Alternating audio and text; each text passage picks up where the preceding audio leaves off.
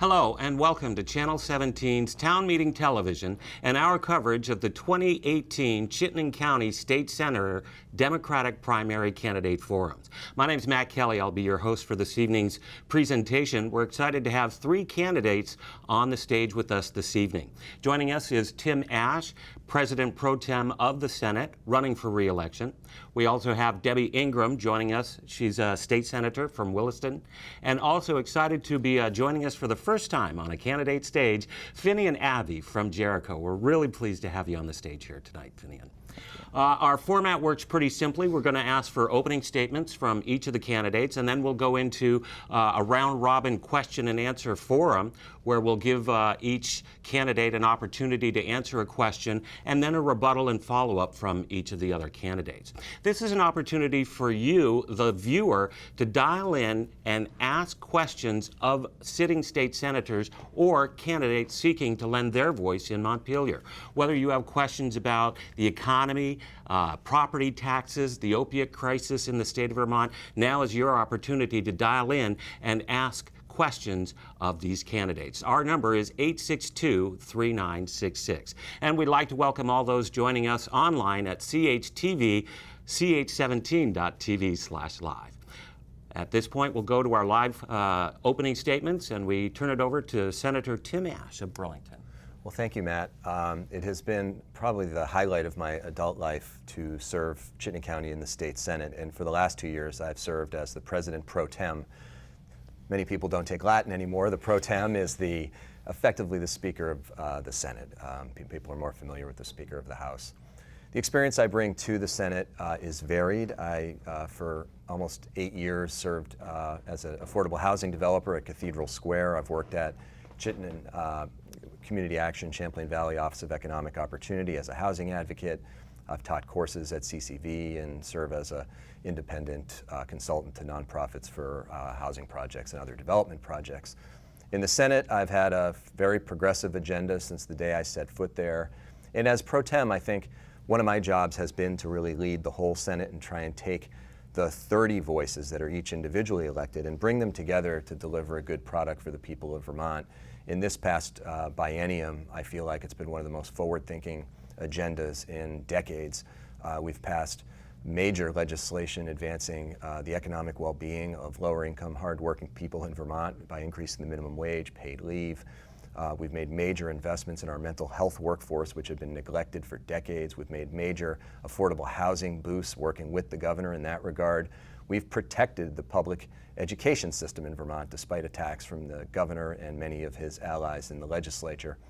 The governor vetoed many of the pieces of legislation, which of course is a frustration, but I'm still very proud of the work we've done. So I still remain as enthusiastic and energetic when I walk into the State House today as the day I was elected, and I would be grateful to return to the Senate. Very good. Tim Ash, thank you very much. We move on to our next opening statement from Debbie Ingram from Williston. Thank you, Matt, and thanks very much to Channel 17 for sponsoring this forum. I'm running for re-election because I want to work hard to try to improve the lives of my constituents and all Vermonters.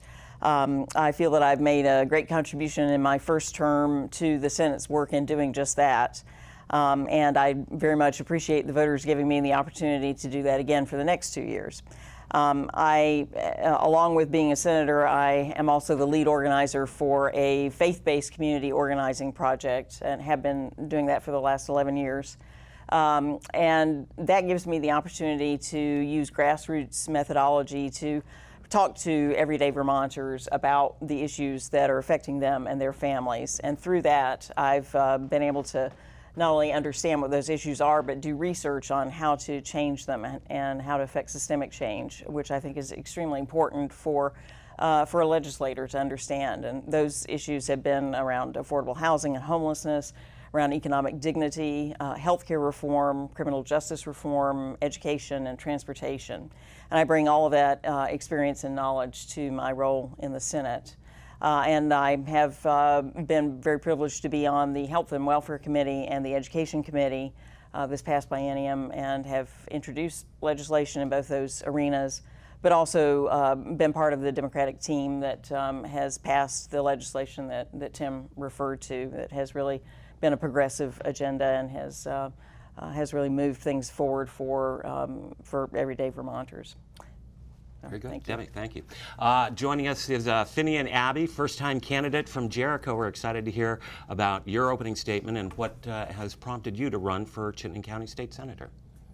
Well, my name is Finian Abbey. I am a junior now at Mount Mansfield High School. I'm running to show people, especially young people, that what goes on in their town, what goes on in their county, what goes on in their state is accessible to them in a way that they might not have thought it was. We have, on presidential elections, 50% turnout on average, and on off-year elections like this one, much lower than that. And I think that's because people feel very separated from the system. And I think that by running and by talking to people I know, 18-year-olds to 30-year-olds, young people, we can build voters who are engaged and who feel that they can take what happens in their community into their own hands. And I want to show people, especially by running, people who might already be more involved, people who do vote, that you can take it a step further. You don't need to be a career politician to gather some signatures and to get up on a forum like this and talk about the issues that matter to you. I want to expand the number of voices that people hear, and I'm just very proud to be one of those voices. Very good. Finian Abbey from Jericho. Thank you very much.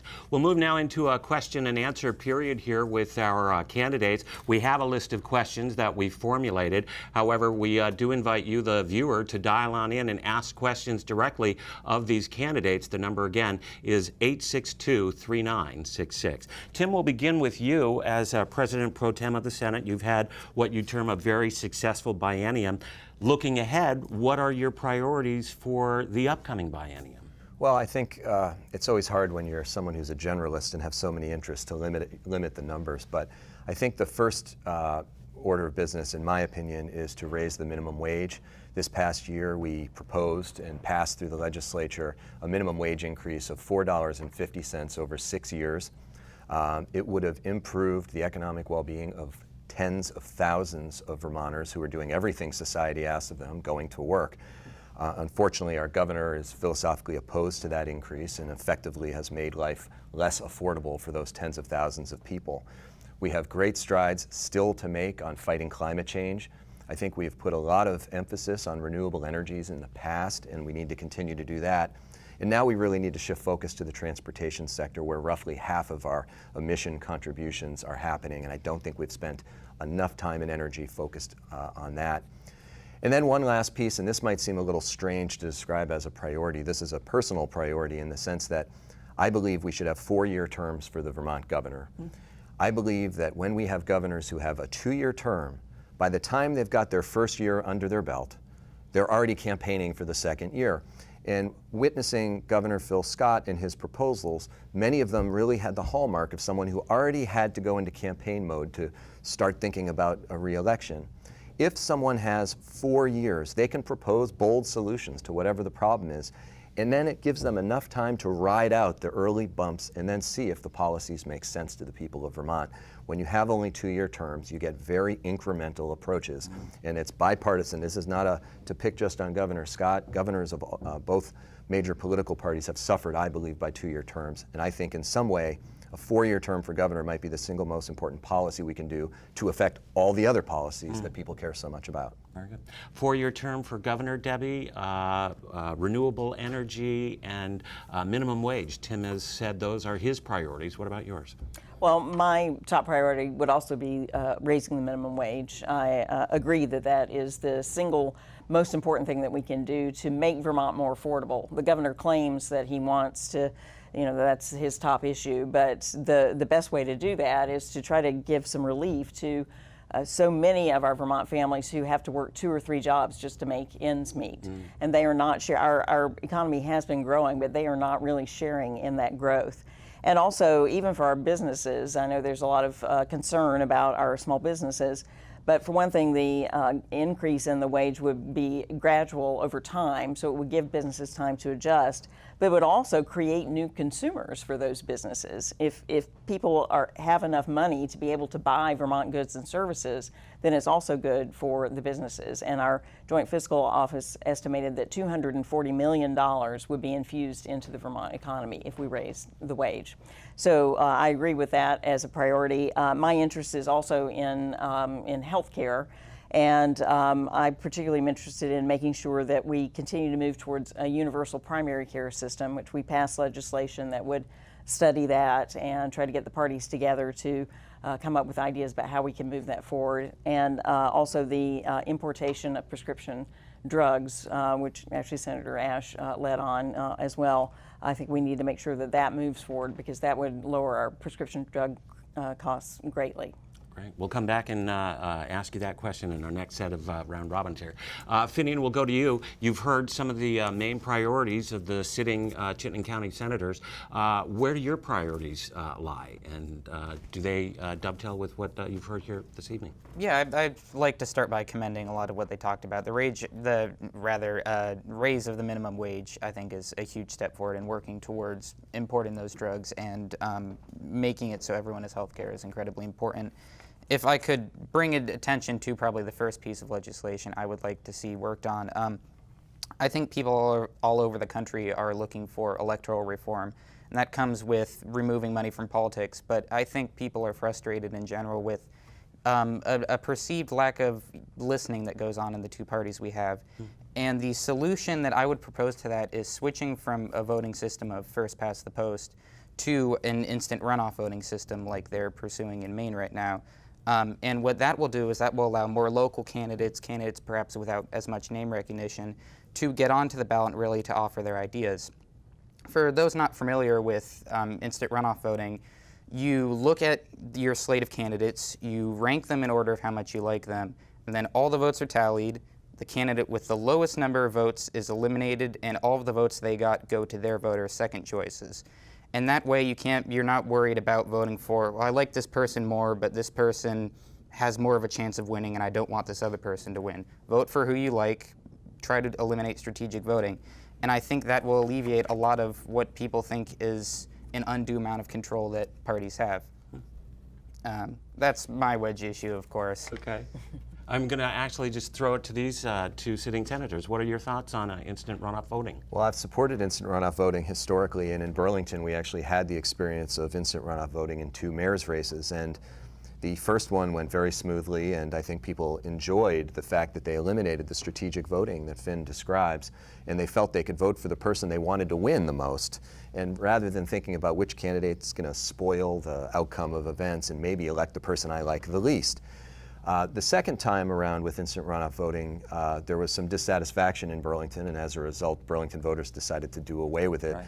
And so, in some ways, it was a setback for instant runoff voting in Vermont. But I think, as Finn points out, in the state of Maine, where it has now been put in place, I think if we see Maine voters enjoy instant runoff voting after several cycles, I think that it will raise the issue here in Vermont so that we can increase the diversity of candidates without fear of choosing the least worst candidate, which has been a problem in the past. Mm-hmm. Debbie, your thoughts on instant runoff voting? Yes, I agree that it's a good idea. I also remember when it was tried here in Burlington, and as Tim said, once it went well, and then the second time the loser cried foul, and so it got the kibosh. Mm-hmm. But I think it definitely has advantages also in just making it kind of a fairer process if you have a runoff at all, because what often happens is a lot of people come out for the first vote, and then the second time around, for if there is a runoff, and if runoff is necessary, you might have a whole different set of people. So I think it motivates everyone to try to come out the first time, and I think it would help increase voter participation as well. Great issue, Finian. Thanks for bringing it up. Debbie, you had talked about healthcare as being one of your main priorities here, and I want to kind of come back to that. You're very much in favor of all payer. How do we move forward as a state trying to contain costs with an elderly population?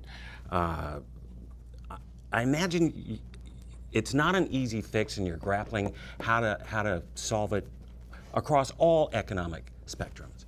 Talk about your commitment to this. Yes, you're right. It is difficult to lower costs. I mean, the healthcare sector of our society has been inflating annually at a much higher rate than other goods and services. I think one of the key things, the reason I brought up primary care, is that if we could invest more. There's been evidence in other states and other countries that if you can increase the percentage of healthcare spending from right now in Vermont, it's about 6 or 7% on primary care. If you can increase the percentage of the pie to about 20%, you can actually save costs over the long term. And then, of course, also the idea is for us to pool our resources and to provide primary care through an assessment or a kind of tax or fee that can be leveled more equitably than having people pay premiums through a variety of different ways. It's especially a burden on our businesses that they try to provide health insurance for their employees. And so I think it would be a great incentive for businesses to come to the state if we could help to figure this out and remove that burden from them.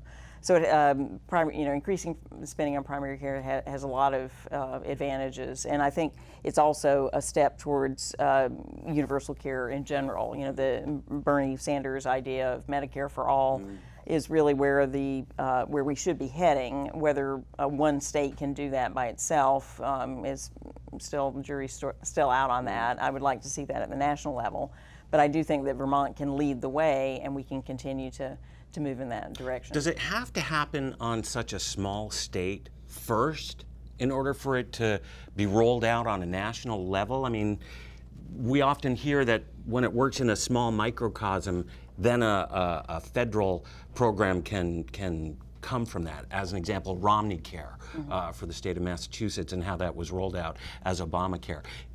Is that what has to happen here? Well, I think that it's a fertile ground. When we've seen that historically, that works well. In Canada, for instance, they started in Saskatchewan, which has a smaller population than many of the other provinces, and then it spread from there. We have a good relationship with our physicians, and we also have the advantage in a small place like Vermont of being able to bring all the players to the table. You know, as I sat on the Health and Welfare Committee, we routinely had people from both insurance companies, from our administration of Medicaid and Medicare, from advocates, the ombudsman, from lots of different quarters, the accountable care organizations that we're starting. Everyone was at the table, and so we can all talk together and work things out, and we don't have the polarization that they do in larger places. Right. Finian, you're at the younger end of the insurance spectrum, healthcare spectrum, if you were, just entering into the marketplace, so to speak. What are your thoughts about the challenges that are facing lawmakers to try to address affordable healthcare for all Vermonters? I mean, I think there are plenty of challenges that are faced in terms of just uncertainty, or just trying to think of what solution works the best. Personally, I'm most partial to a single-payer system. I'm of the philosophy that if you're working with companies, at some point along the line, you're paying somebody to make a profit, and I don't think there needs to be for-profit business in the process of trying to keep people healthy. I think Vermont absolutely can be a leader to try to bring this to the national level. But I also think that in that there's the question of, do we want to wait? Do we want to keep having all the problems that we see from people not having access to health care, being afraid to get health care? And that's not what I want for our state. I want, as soon as possible, people, when they have health issues, to be able to go to their doctor and to try to resolve those. And to make our state healthier, I think if we spend proactively and make sure that people are healthy beforehand and are not dealing with, and we're not dealing with them once they're sick, then we can save a lot of money on that as well by handling healthcare as a proactive measure rather than a reactive measure. Okay, very good. Tim, we'll come to you, President Pro Tem of the Senate. Obviously, all-payer model was a big push for your party. Do you personally feel that unshackling business from providing health care to its employees is the solution, in a sense? Well, it's proven to be the solution in every other major nation on earth. The U.S. is an outlier amongst sophisticated countries in that it does not provide a public, universal healthcare program of some type. There are many different shades and gradations of a universal healthcare platform from country to country. I think many businesses would love to get out of the healthcare business. Most people don't go into manufacturing or into some type of service so that they can also spend a quarter of their time working on healthcare benefits. And each year negotiating with health insurers, trying to get the best deal when it's more like a casino situation where the house always wins and you're always forking over more money. And just to put it in perspective, from the early 2000s to today, total healthcare spending in Vermont went up from $2 billion to $6 billion. So we're talking a huge growth in healthcare spending that it dwarfs the amount of growth in spending on general government. The University of Vermont Medical Center's total budget, and this includes some federal funds, so I should be clear about that, is about $1.3 billion. The state's entire general fund is $1.6 billion. So we're starting to get on the place where healthcare spending is literally consuming everything in its path. The earlier attempt at single payer, and Governor Shumlin deserves a lot of credit for pushing as far as he could to see if that could work in a small state like Vermont with the challenges we would face, has now been replaced by the so-called all-payer model. And the all-payer model, I'm guessing if I polled 100 normal people, like maybe one would know what that means. But basically, it's trying to get all the people who administer health insurance in the state of Vermont, public and private payers, meaning Medicaid, Medicare, Blue Cross, MVP, to pay for outcomes rather than a fee for service, so that it removes the incentive to keep treating people over and over and over again and keep billing one by one. Instead, they would get a block payment and be told to manage the health of that population. If this effort is successful, that really could slow the growth in healthcare spending that we've seen. The jury is still out. These are new models. They have not been tested before. We're not the only state pursuing such an initiative, so we will be able to borrow ideas from others. But it really is the budgetary challenge of our time from a public sector point of view, because when people worry about how much we've had to cut from schools, the affordability of higher education, cleaning up the environment, you name the area that people feel we do not have enough resources being committed, healthcare is the reason. It is I call it the blob. It's consuming everything in its path. So we have to do better. Very good. Finian, we'll move on to questions from you. You're very involved in trying to motivate a certain population to get out and be involved. Can you speak a little bit more about that and the challenge that you face and sort of it just seems it just continues. I mean, it's something that when I was in high school at your age, I was facing the same issue, apathy among voters. Yeah, apathy among voters is a big thing. A lot of people see it as, they see all of the fighting that goes on and the litigation that goes on, and they think it's so much easier to be someone who is neutral on this, someone who doesn't take a position, someone who's apolitical. And what I want to show people is that being apolitical is a position. It's saying that you agree with the status quo and that it doesn't need changing. And what I want to show people is that if you look at the problems that you see in your community and society, it's all politics. Everything is politics. Politics is a business of solving problems. And if you do your research and you pay attention and you talk to people, you can be part of solving those problems. And that's what I want people to be. I want people to be problem solvers, and I want people to get out and vote and to be involved. I'm going to just follow up on this a little bit with you. Do you see that your school is actively engaged in helping you find that voice and of also your constituents at this time in life? On a personal level? Well, yeah, just in general, in as terms an of example, your school or the school system in the state of Vermont. Do you feel that they are actively supporting young people to find a voice to be engaged in politics and what's going on around them? I absolutely do. I'm incredibly proud of the school that I go to. When I first decided to run, I was in the middle of Latin 2, and I brought it up with my teacher, Mr. Knox, just a shout out if he's watching. And he didn't say, "Oh, that's dumb" or whatever. He actually said, look it up, maybe you could. And then when I did, he was the first signature on my petition of candidacy. And I've had that encouragement from him. I've had that encouragement from other staff members.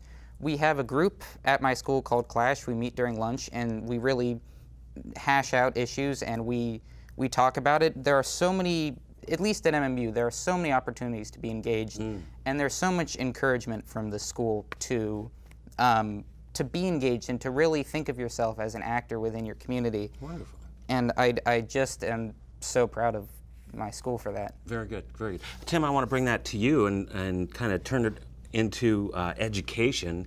Talk about the state of education currently and what you see the challenges are facing the state and students Finian's age. Well, I think Finn highlights something that is often overlooked, which is that we have fantastic public schools. There is frequently the frustration people feel with the way we pay for schools, property tax based largely. They mistake that for disfavoring the public education that's actually being delivered and the great teachers we have and in the engaged students. So it's very heartening to hear the positivity that's being expressed about MMU, and I know that's also true of many of the schools, not only around Chittenden County, but around the state. But one of the things that we often hear about is there's this emphasis on the way schools are paid for, but not what's driving the costs in our schools. And I think if we were to step back into the late 90s, early 2000s, when the way we pay for our schools was first developed, we'd see that virtually all the spending was on teachers, books, computers, lab equipment, things that you consider direct instructional costs. Now fast forward to 2018, and many superintendents of supervisory unions will say that their instructional spending has actually been going down even though their budget's going up. And you say, well, okay, what explains that? Well, what explains it is that school districts are being forced to meet the human needs, the human services needs of so many kids coming from very challenged households. And that costs money.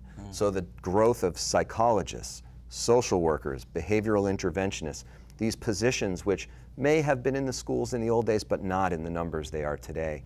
And so that human service spending has been on the backs of property taxpayers and our public school system. And so one of the things I'm determined to do is really make clear to the public that when they send in that education payment, they're really paying for two things. They're paying for the direct education of the K through 12 system, and they're paying for all of these human service needs, the opiate challenge, all these problems that are in communities that the student brings into the schools. And the districts rightfully know that if they don't try and meet the kids' needs right where they are, they're not going to be able to learn anything while they're there. So that to me is the next frontier, is really getting a handle on how we meet these human service needs so that it's not all falling on the back of property taxpayers. So to that, Debbie, I'm going to kind of extrapolate a little bit further on this. How does immigration impact the cost of education here in the state? Burlington is a sanctuary city, bringing in immigrants, trying to seek a better life. How does that directly impact then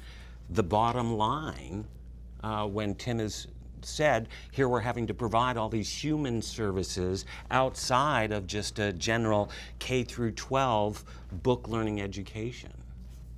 Well, it is true that our immigrants have contributed to the wealth of languages that are spoken at the Burlington schools.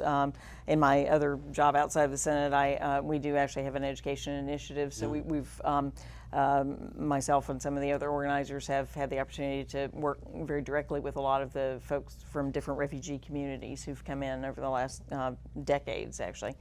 So there are new positions like homeschool liaisons that liaise to people who don't speak English as their first language, and there are some additional costs. But I think that it's important to remember that our immigrants pay their taxes like everybody else does, and so they're paying also for the services that they get. And their presence and the culture and their work ethic add so much, enrich our schools, and really add a lot to all the kids of all different backgrounds. So funding for education seems to be the sticking point, as you said, with property taxes being on the hook for so much of it. Nobody's going to be happy. It doesn't seem like anyone's happy with any solutions. Can you sort of give us an overview of what you'd like to see change in the funding of education, Well, and what you've proposed and perhaps how you've been stymied. Well, I think the best way to make as many people happy as possible is to manage the expenses more effectively. And we have passed several bills, and Debbie's been instrumental in the most recent one, which is reforming the way our special education services are paid for. That is a fast-growing line item in many school district budgets. We passed Act 46, which has been somewhat controversial throughout the state, but is bringing school districts together in larger organizations so they can better manage their facilities and personnel. And if you can continue to deliver a high-quality public education, but you're able to spend in a more efficient manner, it means that everyone receives the tax relief and tax benefit that comes with it. So that's, in my opinion, the most important thing. In terms of how the funding system works, I think there are really two things. One is that, as I like to say sometimes, the more you screw with something, the more screwed up it gets. We have an education funding system, which every year some legislators prevail at the end of the legislative session and make slight tweaks. Each time you do a slight tweak on a $1.6 billion endeavor, it causes lots of problems downstream. And we've got so many patches to our funding system now that each time you do one, it sort of disrupts the whole system. So I think in the future, if we can find a way to move to another source of revenue, more towards income versus property would be one path, and we've made some progress in that front. And we hope, in fact, that some of the recent legislation, I'm amazed to say this, that the Supreme Court, one that has not been issuing rulings I'm very happy with, in one regard has done something positive with online sales, allowing states to collect the sales tax that would be due, but most people don't pay. That money flows right into our education fund and therefore would reduce the pressure on other sources of revenue. Death by 1,000 cuts, Debbie? Right. Well, one of the things I have learned in serving on the Education Committee is that previous legislatures have done a good job, I think, in just what Tim was talking about, trying to make delivery more efficient and encouraging our local school districts to consolidate, and that's what Act 46 did, and we made some changes to it since I served this last biennium as well. We went around actually and visited different school districts and listened to school board members and administrators and made some tweaks based on what they told us to be as responsive as possible. But I think over time, that we've already seen that there has been savings of dollars. We've gone from over 250 school districts down to around 100 now. So we've already definitely made a lot of consolidation, and that will over time contribute to even more savings. But also it preserves something I think is very important, and that's local control. And we need to keep that in mind as well. With people, I understand I pay property taxes too. We all do. It can be frustrating sometimes when you see your taxes go up. But we also want to be able to have that control locally. We want to be able to go to our town meetings and hear from our administrators and our school boards, and then make decisions based on our kids. And that's something that the legislature is really committed to, which we are not seeing from the governor. And we've been continuing to be at loggerheads about that. But if all you were interested in was just cutting the bottom line and not worrying about who makes the decisions or really necessarily maybe the quality of the education for the kids, you could just we could just have 4 school districts or 1 school district or something like that, just cut it from top down. But the legislature is trying really hard not to do that. Finian, your thoughts on how education in the state of Vermont is funded? Okay, so I'm particularly interested. You're right in the middle of it. So yeah, I am currently being educated. I think what's important to start off conversations about school funding and trying to make sure that we save money is that I don't believe that we should cut costs at the student level. That the money that we spend on, like Tim said, the individual resources, the teachers, the computers, that's an investment, and we reap the benefits of that as a society once students finish going through that. I think that consolidating counties and trying to eliminate some of the administrative costs that we have associated with smaller school districts is a good step that we could take. I think it's important to retain local control, but I don't think that should come at the expense of red tape and of costs related to that. But I think the most important, I think what we have to reimagine what school means. School should be the center of communities. It should be more than just a place that you send your kids to. It could be a facility that you're able to use, a place that feeds people who are not able to be fed, especially kids. Making sure that we're viewing it as something, as part of a larger system to make sure that kids stay supported. And as long as I think we're transparent about how we spend that money and we view it as an investment rather than something that we just have to get it out of the way, then we can be honest with how we're doing it. Great. If I could just jump in as well. I mean, Debbie spoke a little bit to the loggerheads with the governor, and Finn's talking about the on-the-ground experience and the richness that comes with having teachers who are happy to be working there and invested in their students. And we faced proposals this year which were kind of shocking. Proposals to do mandatory teacher and staff cuts at every school in the state virtually. The governor floated that for about 2 days, and it was very unpopular. He walked that back, but then he still said we're going to magically save the same amount of money, but it wouldn't be mandatory anymore. So he never really backed off of a mandatory headcount cut at every school. The problem is, at MMU, that might mean that for no good reason, it's a social studies teacher who everyone really likes that's the first one to go. At another school, it might be the science teacher that everyone thinks is the best teacher in the school. It might be a support staff person who's really a tremendous added value to the student experience. And on issue after issue, what we found was there was a lot of red meat throwing about property taxes, and we all get the frustration about property taxes. But what we started to really pick up on was really that the goal was really, it wasn't really a discussion about property taxes at a certain point. It was appeared to be a strategy to cut deeply into our public schools for reasons best explained by those who were making the proposals. But one of the things, the legislature, you often come back at the end of the session and say, what did we achieve this year? And you think about positive things that passed that didn't exist before, new policies. Well, this year, one of the most important things we did was stopped many of the governor's anti-public education proposals from passing.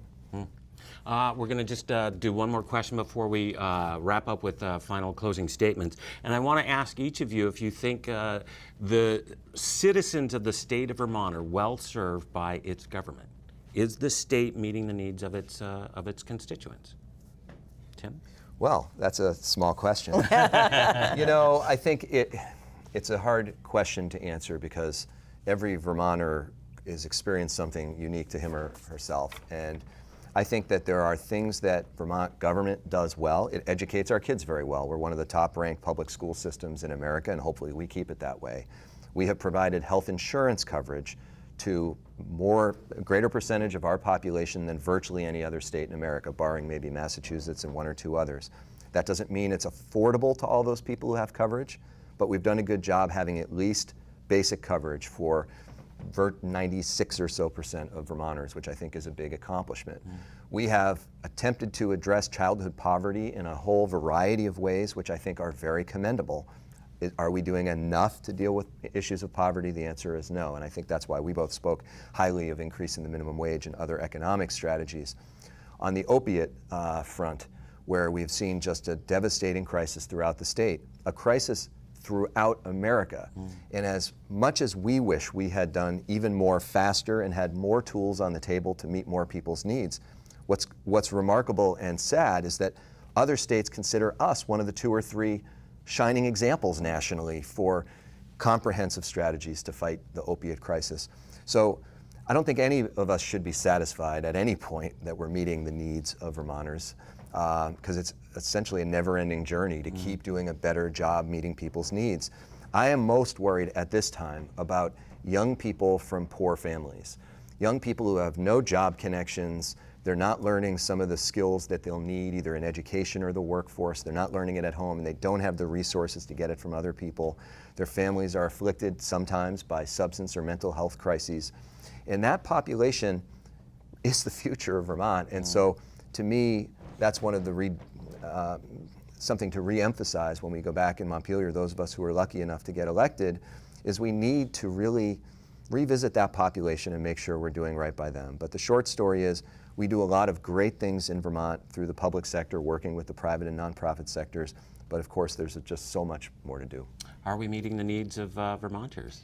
Well, in the materials that you actually sent us beforehand, Public Assets Institute was mentioned, and examining the state budget numbers and making that whole process more transparent. And actually, the organization that I direct, we partnered with Public Assets Institute about this. It's a kind of wonky thing called the Current Services Budget, which the legislature has been trying to encourage the administration to really present those numbers. That it would be the numbers that would represent what if we fully met all of the commitments that we have made in statute to certain programs, what would those numbers be? Not just the numbers that the administration sort of passes along, to us during budget season. So we're still trying to get a little better information about where there are gaps in some of our programs, our social service programs, especially. So, I mean, the answer to that is, there's always more to be done. We're not meeting the needs completely. But I do want to say that I think, other states look to Vermont as a leader in so many areas, we're very frequently named as one of the best places to live, and that's not for no reason. And I also think it's important for us to really face and face who actually lives here, and not wish that other people lived here. I get a little frustrated with the political rhetoric, always wanting to bring in different kinds of people and not governing the people who actually live here and being satisfied with the Vermonters that we have. I love the Vermonters that we have, and I think that we need to keep working to meet their needs and listening to them on the ground, but not have this kind of pie in the sky thing about being some other state. Great. We're running short on time, so I'll ask you to keep your response brief before we do closing comments.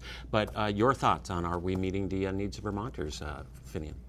Well, I am, on a personal level, I'm constantly struck by how proud I am to live in Vermont, to be in Vermont, and to go to school here. And I think education-wise, we are in so many ways a leader on how we handle that. And I think we're a leader on how we handle so many issues. But I never want to be content being a leader on an issue that I don't think is solved yet. So I think Vermont does a very good job of serving the people who live here, but we always need to strive to serve them better. We need to handle the opioid epidemic better, even if we already, if we're leading on that, we can continue to lead better on it. We need to solve healthcare. We need to solve poverty. I'm listing off a laundry list of items, but we never can rest on what we've accomplished. We always have to push forward, and I think we're doing a good job of that. Very good. Finian, thank you so much. At this time, we'll ask for closing statements. We are running short on time, so if we could ask for a 30 to 45-second closing statement from each of the candidates, that would be fine. Tim, we'll start with you. Well, thank you again for having us, and thank you for viewing this at home. I'm running for re-election to the state Senate largely because on issue after issue, there is so much more progress to make, whether it's bringing down healthcare costs, delivering a great public education, meeting the challenge of the opiate crisis throughout the state, making college more affordable, protecting the environment, fighting climate change. Just on issue after issue, there's so much more work to be done. I'm someone who does not find it acceptable for people to just trash the government. The government is here to work with the private and nonprofit sectors, and I believe in Vermont we do that well. And as the leader of the Senate, I feel especially proud. We've passed budgets that grew very reasonably within our means, made major investments in workforce development, cleaning up the environment, meeting human needs, and so many other things. So I would be particularly grateful to return to the Senate and keep making progress on all those areas. Thank you. Debbie, in your closing statement. I'd like to ask folks to vote for me, actually, in the primary on August 14th. You can go to the polls now. I have felt it a great honor and privilege to serve my first term, and I would ask that you would give me the opportunity to continue to work on the issues that Vermonters care about and that I care about very deeply. I am a people person, and I have a heart for justice and have worked on that for many years now, and I would love to be able to go back to the State House and continue to work for my constituents. Very good. And Finian, your closing comments and closing statement. Well, of course, I'm going to ask people to vote for me because that's why I'm up here. But more than that, I want to ask people to vote in general. Vote in this election, vote next election, vote in every single election. If I've encouraged people to think more deeply about the issues, to maybe think about running, and to vote, then if one person has done that, then I think I've succeeded in what I set out to do. And I just want to say thank you so much for the opportunity, and look out for me. Okay. I'm always going to be trying to make change. Very good. Finian, it's a pleasure sharing the stage with you. Thank you so much. And thank you to both our candidates as well running for re-election. We wish them all best of luck. A reminder that the primary is Tuesday, August 14th. General election is less than a month away, or 4 months away rather. Tuesday, November 6th is our date of election. So a reminder, if you have not registered to vote in the state of Vermont, you can register all the way up to including Election Day. I'm Matt Kelly. For all of us here at Channel 17, we thank you for watching. Good night.